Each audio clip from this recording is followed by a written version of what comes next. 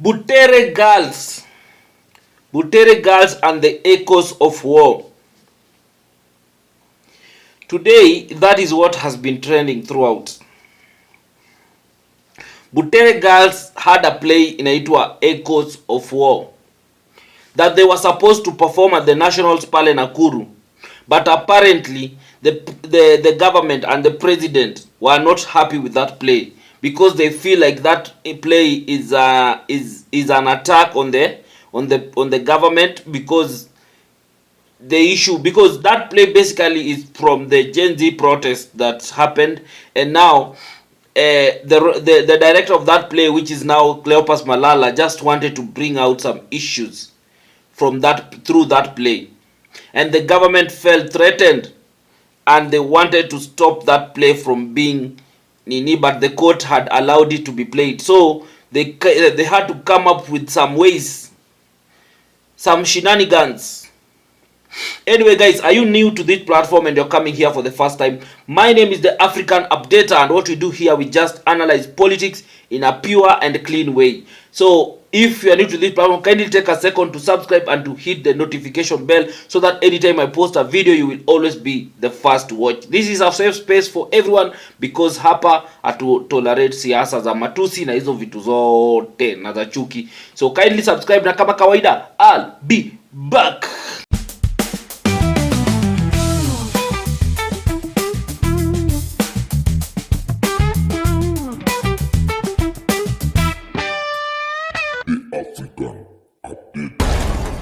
Thank you guys so much for subscribing, and for the return subscribers, I really appreciate you guys. You are the one who's making this platform grow. Tunasonga pole pole. You keep on watching my video, you keep on viewing and sharing and everything. Yes, now back to my video. As I was saying, Butere girls were supposed to perform a play, and this play has been done by none other than Cleopas Malala, who is now a greatest enemy of the government. So after them trying to stop the play, and Cleopas went to court, and the court issued an order that they should play, the government in its own style and fashion vile tunaijua had to find ways of frustrating the Butere girls wasiperform hiyo play vizuri vile walikuwa nataka. So they had requested that we perform 6 in the morning. By 6:30 in the morning we perform to an empty hall, just them and without even the costumes and everything, the decor, performance and everything. And the girls did not do that, and that's why I'm saying I'm so proud of Butere girls. Like, I'm so proud of these girls because I believe it is true that we are not raising a generation of cowards. We are raising a generation that can stand for their rights and speak when they feel like wanafinyiliwa. So what these girls did, they just went, stood at the podium. They did not perform. They wakanyamaza, wakaimba national anthem, and they went silent for 1 minute, and then they walked out. And then they walked out in protest, calling out for their directors to be released because apparently Cleopas Malala was arrested. I just wanted to show a few videos. And then after that, there was the other student also protested. They were saying if the Butere girls are not going to perform, then the other schools, the students from other schools are not going to perform, and they went out demonstrating and saying Ruto must go. So I just want you to watch this set of videos, and then I'll come back and I'll give my analysis on all these matters. Kama kawaida, I'll be back.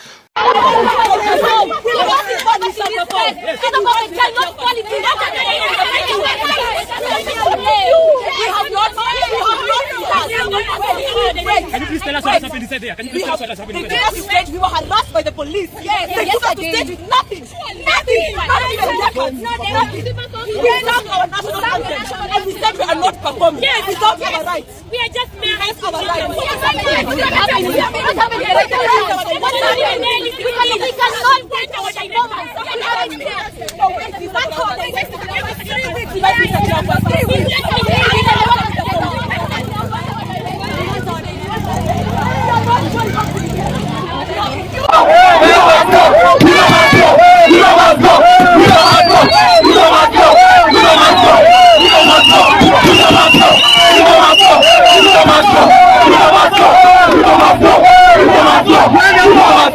We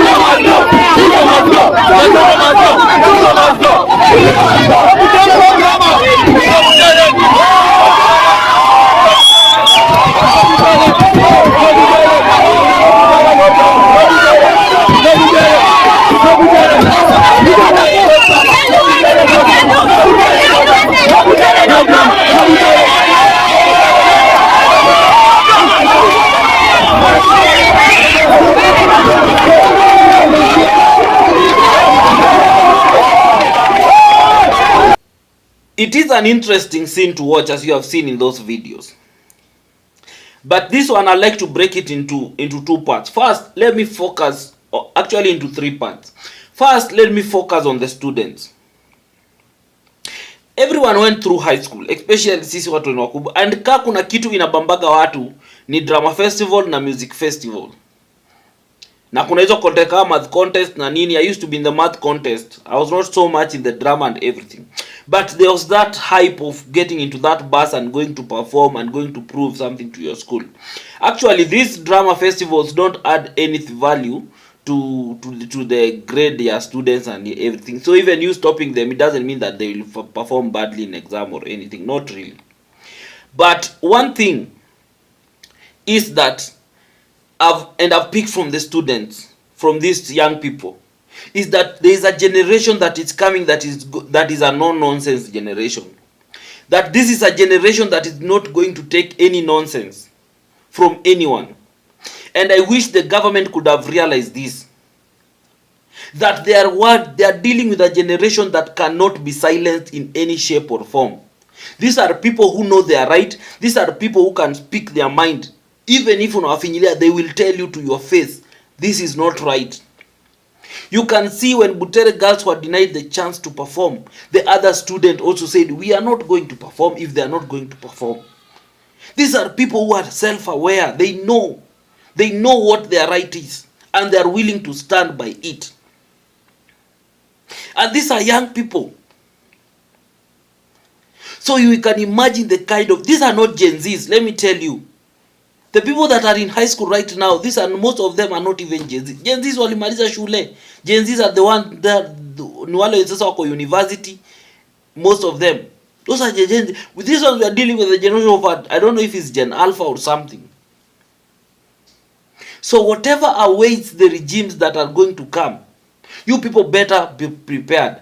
And one thing I've noticed about these people is that there's as Malala said, I don't want to go into that script, that play, because whatever has been shared in that, I've read the synopsis and everything. There was nothing bad. This is just a play that is trying to bring out the difference between the Gen Zs and the old people, so that and finding a way, an amicable way in which they can work together, because there is conflicting of ideas. And there's one thing these old people are forgetting. That these young people are independent thinkers. You cannot force them to think the way they want them to think. You cannot shepherd them. They think differently from the old people. And these old people, is high time they accept this. You know, old people always believe that the fact they are old, you just owe them respect, and you have to listen to what they say no matter what. But you are dealing with a generation that doesn't give an F about that. The only thing they understand is respect. That if you are going to respect me, then I'm going to respect you. If you are going to do the things the right way, then I'm going to listen to you. But if you do it wrong, I'm going to call you out. This is the generation that is coming. The generation that is not going to see things happening bad. Now watanyamaza, they will not. So these Butere girls, bravo to them. They have awakened very many young people. They have awakened the spirit of the Gen Zs. They have reminded Kenyans that the fight is not yet over until it's over. The liberation of this country from the yoke of corruption and impunity and everything is not over. That the fight must continue. The people need to speak. And you can see how many people wameamka. That so many people had to respond. Even Raila had to come out. Raila, that we know that is the one who stands for the people. Raila had to make a statement. ODM has to make a statement. So many people had to make a statement. Even the Chief Justice had to make a statement.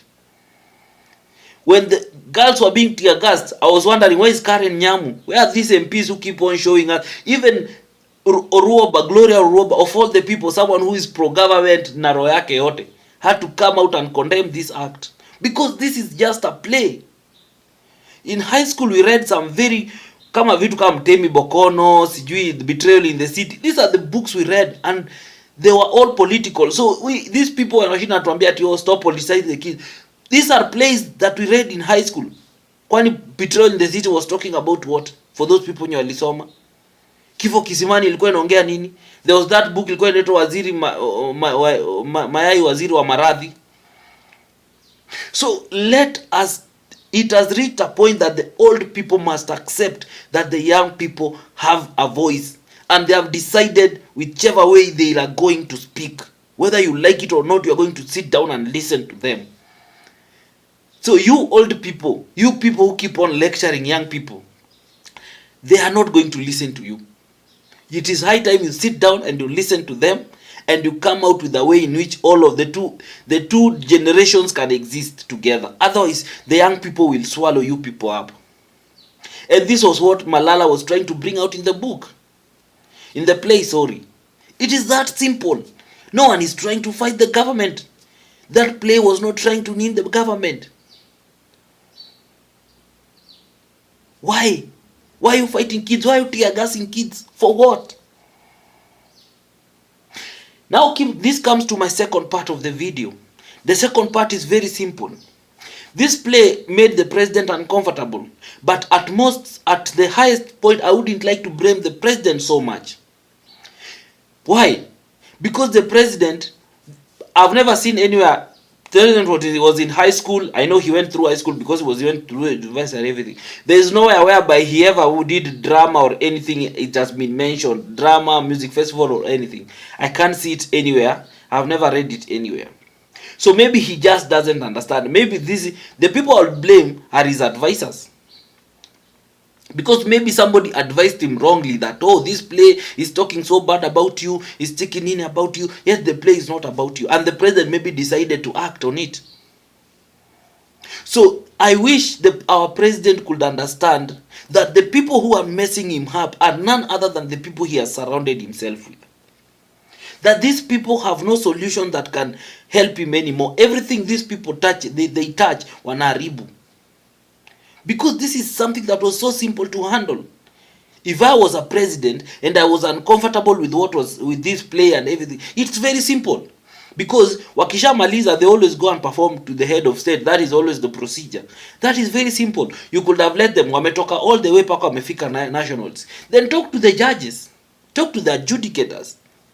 Make sure that they don't become number 1 or 2. They do their play normally, kawaida kila kitu iende sawa, but wapatiwe score watoke number 3, so that number 1, if number 1 and 2 ndo wanaendaga kuperform, then 1 and 2 will go and perform kama number 1 perform, and then these people watakuwa satisfied that yes, we went to the nationals but we didn't make it to number 1, we were number 2, we were number 3, and then number 1 ana proceed ndio anaenda perform status. You do it so silently. Why do you have to use violence? Some things are so simple to handle. They are so simple.